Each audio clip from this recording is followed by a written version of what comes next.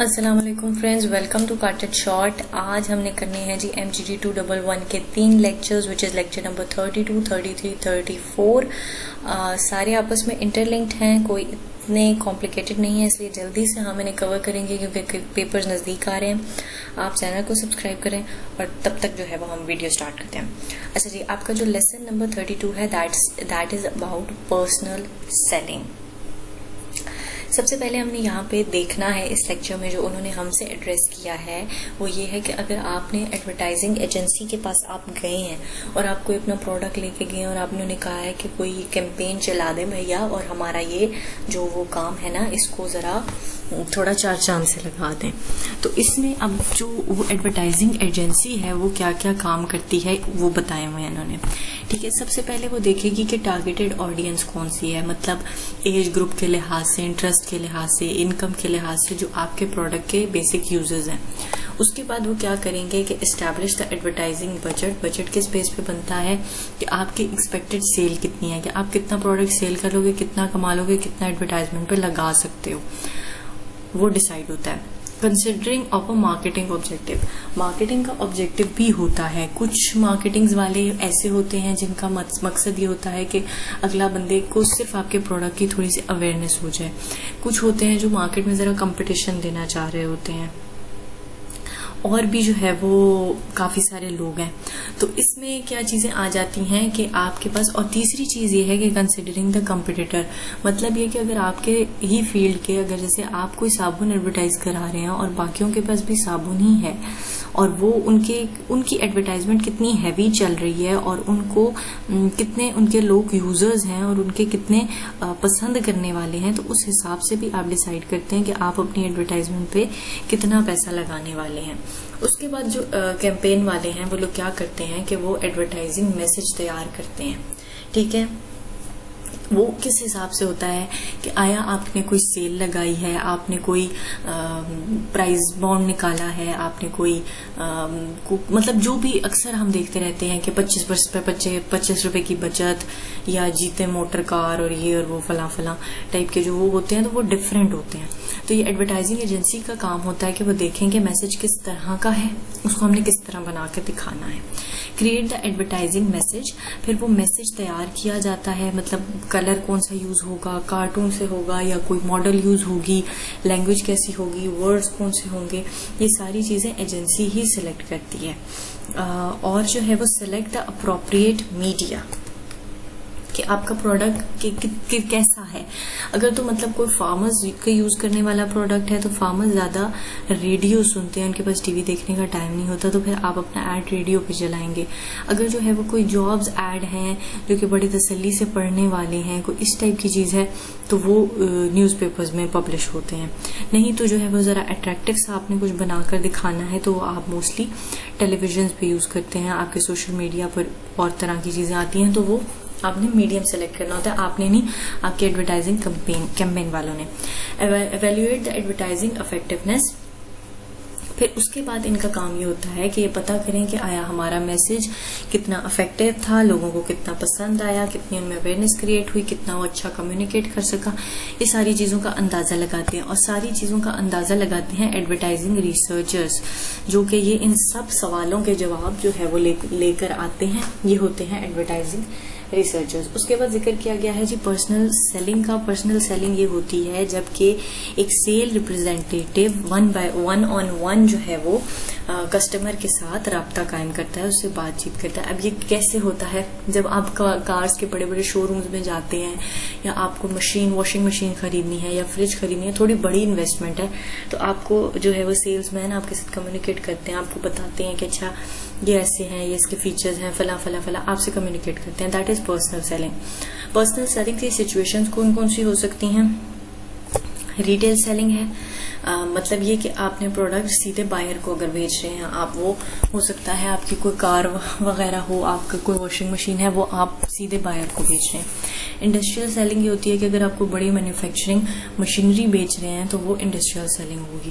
Pharmaceutical products इस तरह होते हैं कि जो फार्मेसीज वाले होते हैं वो जाकर डॉक्टर्स को वो प्रोडक्ट्स कहते हैं कि आप ये हमारे रिकमेंड करें, तो वो डॉक्टर्स बेसिकली पर्सनल सेल कर रहे होते हैं कि वो रिकमेंड करते हैं वो प्रोडक्ट्स या वो चीज़ें to their patients.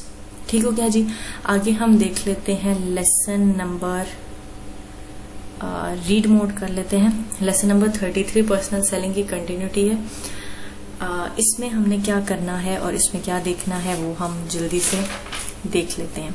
Task of sale manager, sale manager जो आपका सेल्स को हेड करने वाला इंसान है, उसके क्या क्या टास्क होते हैं।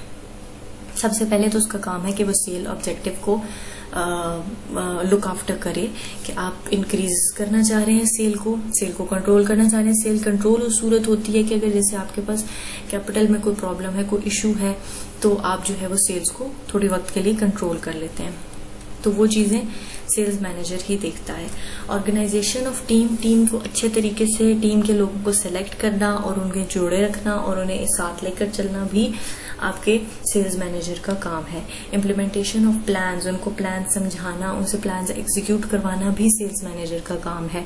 टेरिटरी मैनेजर टेरिटरी मैनेजमेंट ये होती है कि जैसे एक टीम है, टीम लीडर है, फिर उसके बाद ऊपर आपके पास सेल्स मैनेजर है, तो उसका काम ये होता है कि कौन सी टीम किस एरिया में जाकर काम करेगी, ये भी वही डिसाइड करता है।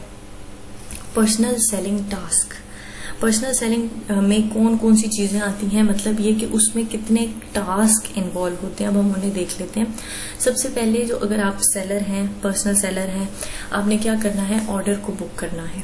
ठीक है, आपने कंसल्टेंसी प्रोवाइड करनी है, कस्टमर को उसने ऑर्डर डन कर दिया, आपने ऑर्डर बुक कर दिया।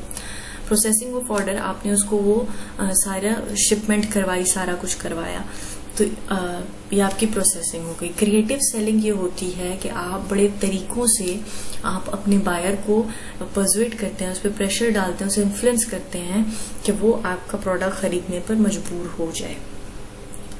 और मिशनरी सेलिंग ये होती है कि आप अपने बायर को कोई हेल्प प्रोवाइड कर देते हैं और उसको कोई आप हेल्प का लालच देकर उसे आप चीज बेच देते हैं। मतलब जैसे अगर एसी आपने बेचा है किसी को, तो आप उसे कहें कि हम आपको फ्री फिटिंग दे देंगे, हम आपको फ्री डिलीवरी दे देंगे, कोई इस टाइप की चीज आप उन्हें कहेंगे, तो वो कहेंगे कि जी अच्छा, यहाँ तो हमारे 1002 बच रहे हैं, तो सही है, हम ये खरीद देते हैं। That is missionary ceilings. ये छोटी छोटी टर्म्स हैं जो शॉर्ट में और एमसीक्यूज के हवाले से इंपॉर्टेंट है।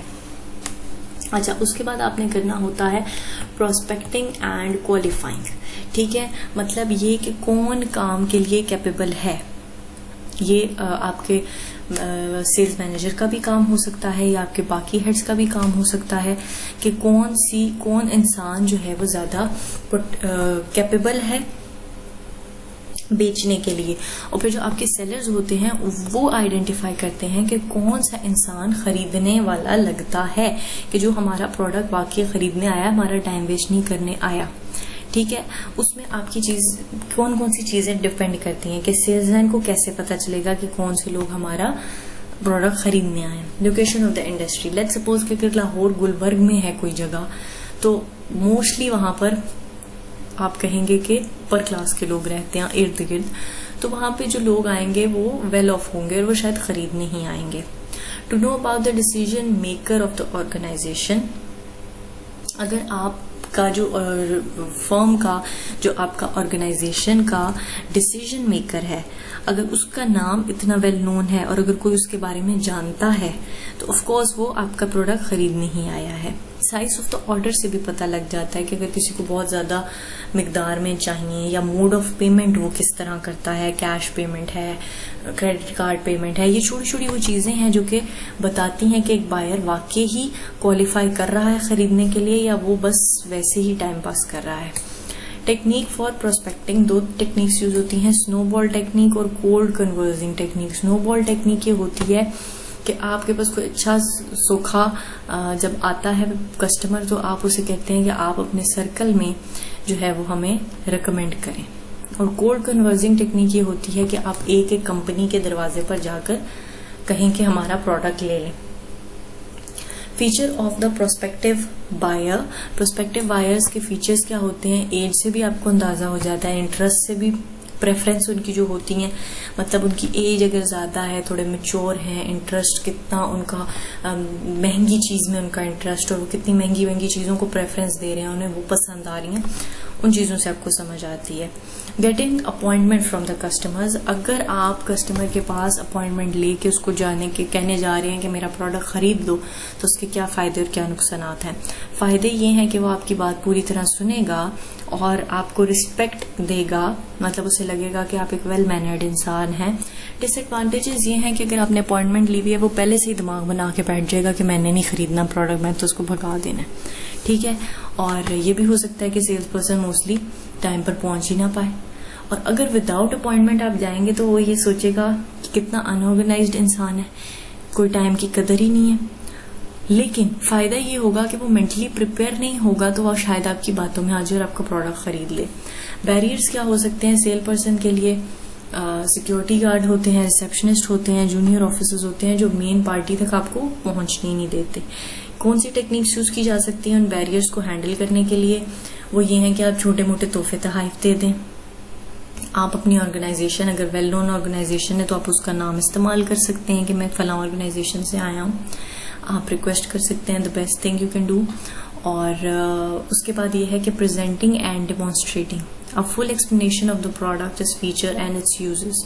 मतलब ये कि आपको एक पूरी प्रेजेंटेशन तैयार होनी चाहिए जब आप अगले इंसान के पास जा रहे हैं, ताकि आप उसको अच्छी जो है वो अपनी प्रेजेंटेशन दे सकें with full material, with everything prepared, जिसमें आपके पास कैलकुलेटर, पेन, चार्ट, टेप, ये चीजें होनी चाहिए।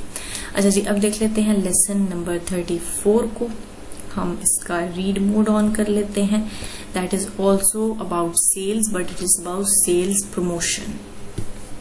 हम बात कर रहे थे पिछले लेक्चर में प्रेजेंटेशन स्टेज की, उसी को हम आगे कंटिन्यू करते हैं कि जब एक सेलर जाता है प्रेजेंटेशन देने अपने प्रोडक्ट की अगले बंदे के ऑफिस में, अपॉइंटमेंट लेकर या अपॉइंटमेंट के बगैर, तो वो क्या देखता है कि उसने किस किस्म का फर्नीचर ऑफिस में रखा हुआ है, उसने किस किस्म की वॉल हैंगिंग लगाई हुई है, कर्टन्स किस कलर के हैं। उससे वो थोड़ी सी उस इंसान की तबीयत और पसंद का अंदाजा लगा लेता है, जो कि उसको एक अच्छी तरह डील करने में कस्टमर को हेल्प करती है। कन्वर्सेशन किस तरह स्टार्ट की जा सकती है? बेस्ट तरीका ये है कि जब सेल्समैन जाता है किसी इंसान के ऑफिस में उसको कायल करने, तो वो कोई क्वेश्चन उससे कर ले। अगर आप किसी से क्वेश्चन करते हैं तो ऑटोमेटिकली उसका माइंड अलर्ट हो जाता है, वो आपकी बात ज्यादा गौर से सुनना शुरू हो जाता है। और आपने कोई अनप्लेजेंट बात नहीं करनी, मतलब लेट सपोज कि कंपनी को हाल ही में कोई नुकसान हुआ है, तो आपने ये नहीं है कि आप जाके उससे उस नुकसान का अफसोस करने लग जाए, उसका मूड पहले ही ऑफ हो जाएगा, तो वो नहीं करना।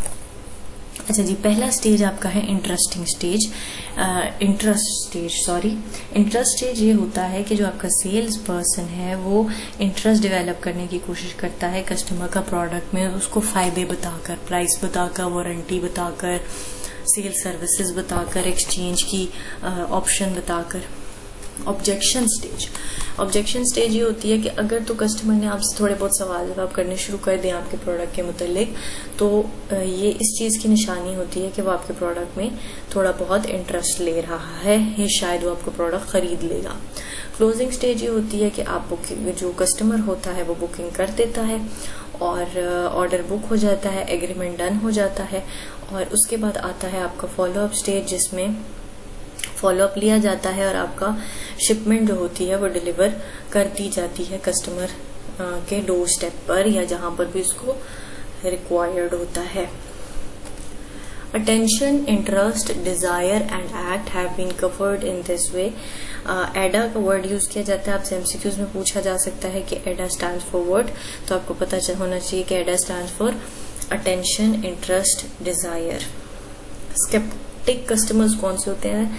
स्केप्टिक कस्टमर्स वो होते हैं जिनका कोई पास्ट एक्सपीरियंस किसी सेलर के साथ अच्छा नहीं रहा होता, तो वो सेलर्स को इतनी इजीली ट्रस्ट नहीं करते हैं, उनको हम स्केप्टिक कस्टमर्स कहते हैं।